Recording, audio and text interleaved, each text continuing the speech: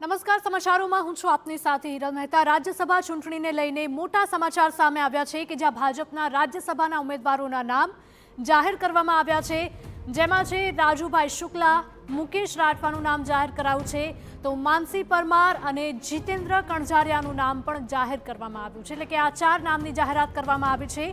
2 OBC, 1 સામાન્ય અને 1 આદિવાસીનું ગણિત સચવાયું છે।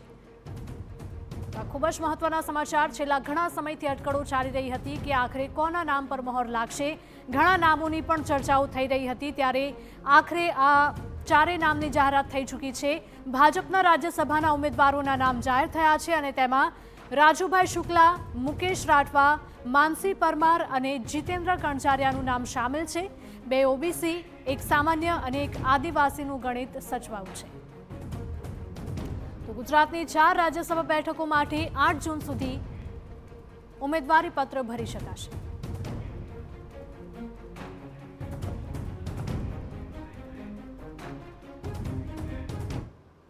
तो વધુ માહિતી સાથે અમારા political editor Kinjal Mishra live જોડાયા છે। કિંજલ, ઘણા સમયથી ચર્ચાઓ ચાલી રહી હતી, એવા કયા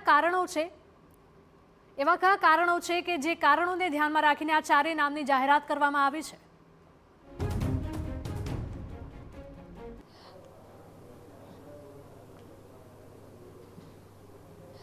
जी बिल्कुल। देखो, पहली जो बात कहेवामां आवे तो आ वखते कार्यकर्ताओने पूरुं प्राधान्य छे ते मळ्युं छे।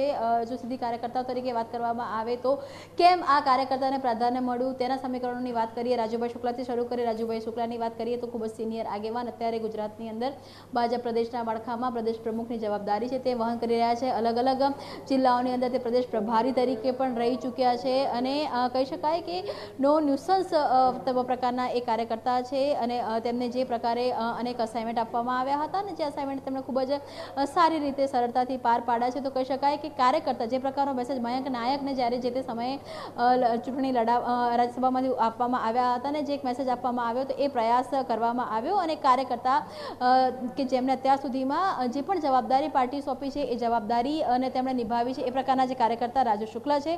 तो राजू शुक्लाने तेमनी अत्यार सुधीनी जे कामगीरी छे तो कही शकाय के तेनी माटे तेमने रिवॉर्ड छे ते मळ्यो छे। तेनी साथे ज वात करवामां आवे राजू शुक्ला सिवाय मानसी परमार तरफ आपणे जईए तो मानसी परमार ए हमेशा सोमनाथनी अंदर एक फाइट आपी हती कांग्रेस, केम के ए आखो जे विस्तार छे विस्तारनी आपणे वात करीए तो ए आखा विस्तार ए महदअंशे कांग्रेस विस्तार छे अने तेनी अंदर विमल चुडासमानी सामे तेमणे फाइट आपी हती। अलग अलग मोर्चानी जवाबदारी छे ते निभावी चूक्या छे अने सतत कार्य करी शके ते प्रकारने एटले मानसिंह आ तमाम विवादोनी वच्चे मानसिंह परमार ते तेमनी पण आ वखते पसंदगी करवामां आवी छे ने राज्यसभामां तेमने मोकलवामां आव्या छे के जे प्रकारे तेमणे एक आखी फाइट आपी हती तेनो रिवॉर्ड छे ए तेमने मळ्यो छे। तेनी साथे ज वात करवामां आवे मुकेश राठवा तो आदिवासी समुदाय नी जो बात करवामां आवे के जे हमें पहला पण आपणे वात करी हती हिरल के आदिवासी लीडरशिप ने डेवलपमेंट करवानी जे वात छे ते थई रही छे। जेम के वलसाडना सांसद धवल पटेलनी वात करवामां आवे तो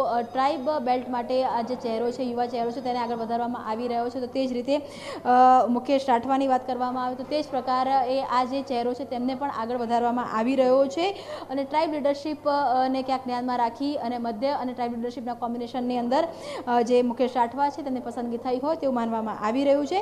तेनी साथे ज वात करवामां आवे के जीतेन्द्रभाई कंजारिया ए युवा चेहरो अनेक जवाबदारीओ निभावी चूक्या छे अने अत्यार सुधीमां अनेक जे पद छे ते संभाળી चूक्या छे अनेक आ जे कॉम्बिनेशन छे ते करवामां आव्युं छे।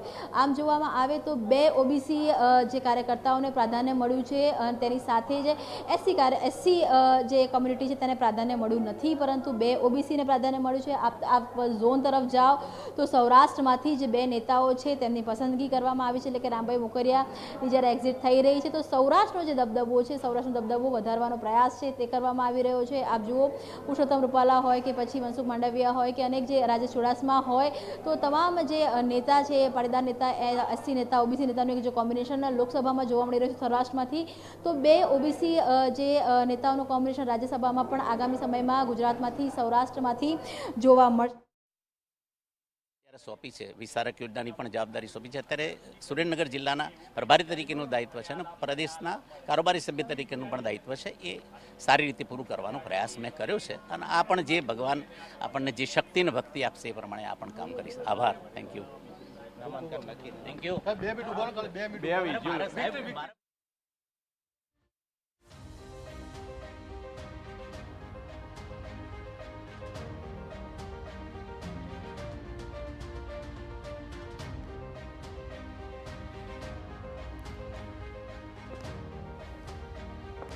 ભાજપે વફાદાર કાર્યકર્તાઓ ઉપર વિશ્વાસ મૂક્યો છે. હાલમાં તો આ પ્રાથમિક વિગતો સામે આવી રહી છે કે જે 4 ઉમેદવારોના નામ જાહેર કરવામાં આવ્યા છે. ઓબીસી આદિવાસી સમીકરણો ઉપર ક્યાંક ને ક્યાંક ભાર મૂકવામાં આવ્યો છે તેવું સ્પષ્ટપણે જોવામાં આવી રહ્યું છે.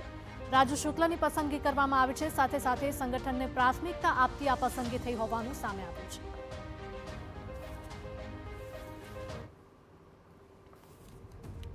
તો રાજ્યસભા ચૂંટણીને લઈને આ મોટા સમાચાર. ભાજપના રાજ્યસભાના ઉમેદવારોના નામ કે જેની જાહેરાત કરવામાં આવી છે. છેલ્લા ઘણા સમયથી અટકળો ચાલી રહી હતી કે ભાજપની જે કહેવાય કે જે સ્પેશિયાલિટી છે નો રિપીટ થિયરી, તેના ઉપર પણ ભાર મૂકવામાં આવ્યો છે.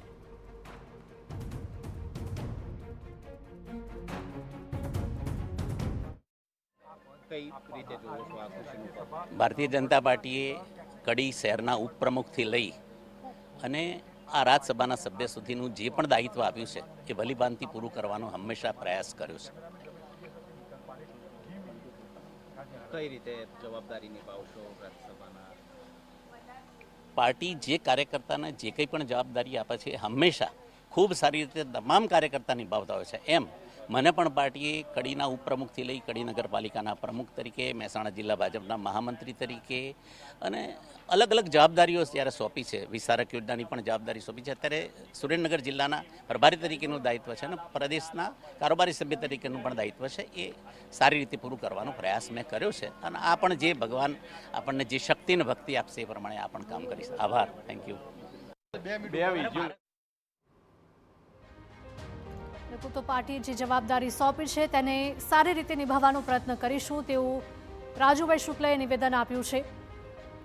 તો આ સાથે જ જે પ્રકારના અગાઉથી ચર્ચાઓ થઈ રહી હતી, અગાઉથી પણ એવી ચર્ચાએ જોર પકડ્યું હતું કે ભાજપ દ્વારા જે નો રિપીટ થિયરીનો ફોર્મ્યુલા છે તે પણ આમાં ક્યાંક ને ક્યાંક અપનાવવામાં આવી શકે છે અને તેને લઈને જ ઘણા નામોની ચર્ચાઓ પણ થઈ રહી હતી.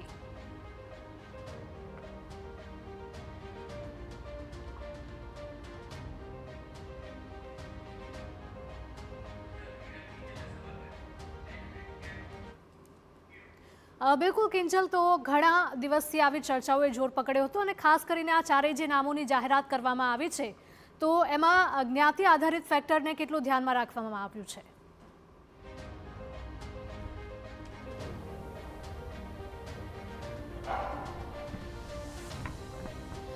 હિરલ, જે નામો આવ્યા છે એને ધ્યાનમાં રાખીને ચોક્કસ લાગી રહ્યું છે કે જ્ઞાતિ આધારિત ફેક્ટરને તો ધ્યાનમાં રાખવામાં આવ્યું છે, પરંતુ કદાચ પહેલી જે પ્રાથમિકતા આ વખતે ભાજપની રહી છે તે કાર્યકર્તાઓ માટેની પ્રાથમિકતા ચોક્કસ જોવા મળી રહી છે. કેમ કે જો જ્ઞાતિ આધારિત ફેક્ટર જ પ્રાધાન્યતા હોત તો ઓબીસી સાથે એસસીનું જે કોમ્બિનેશન છે, એસટીનું કોમ્બિનેશન છે તે કરવામાં આવતું, પરંતુ ઝોન અથવા તો ઝોન કે જ્ઞાતિ કરતાં પણ જે કાર્યકર્તા છે તે પ્રાથમિકતા હોય અથવા તો જે એવા કાર્યકર્તાઓ કે નેતાઓ હોય કે જેમણે પાર્ટી માટે ખૂબ જ પરિશ્રમ કર્યો હતો, પાર્ટીએ જે પણ ટાસ્ક સોંપ્યો હોય તે ટાસ્ક તેમણે પૂરો કર્યો હોય, તો એ પ્રકારના કહી શકાય કે જે લોકો છે કે તેમને પોતાની અત્યાર સુધીની કામગીરીનો રિવોર્ડ આપવામાં આવ્યો હોય તે પ્રકારનો પ્રયાસ ચોક્કસ છે. હાલાકી જે નામોની ચર્ચા ચાલતી હતી કે ભાજપ હંમેશા સરપ્રાઇઝ ફેક્ટર માટે માહેર છે, કે અંજલિબેન રૂપાણીના નામની ચર્ચા ચાલતી હોય, કે નીતિનભાઈ પટેલના નામની ચર્ચા ચાલતી હતી, કે સાયરામ દવેના નામની ચર્ચા ચાલતી હતી, એ તમામ જે ચર્ચાઓ છે તેની પર પૂર્ણ વિરામ મૂકવામાં આવ્યો છે. અને ફરી એક વખતે એ માનસી પરમારની આપણે વાત કરીએ, મુકેશ રાઠવાની વાત કરીએ, કે પછી રાજુ શુક્લાની વાત કરીએ, કે પછી જીતેન્દ્ર કણઝરિયાની વાત કરીએ,